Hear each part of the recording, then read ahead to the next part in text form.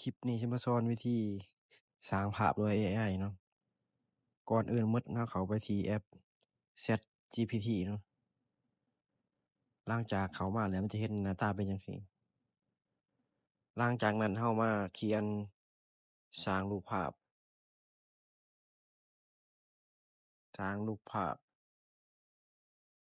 หลังจากนั้นเข้าไปที่ปุ่มบวก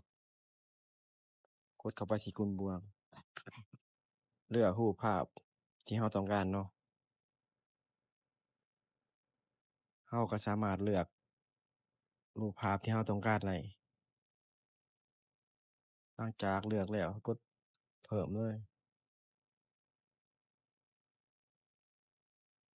หลังจากนั้นเรามาเขียนข้อความใส่อีกเนาะว่าเราอยากให้ภาพนี้เฮ็ดหยังเราต้องพิมพ์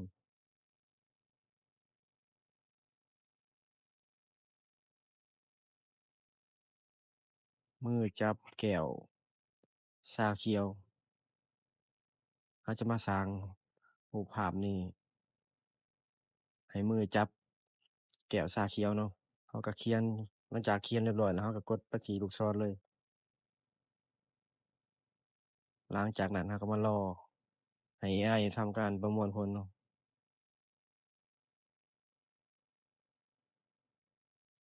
หลังจากสำเร็จแล้วมันก็จะเห็นขึ้นมา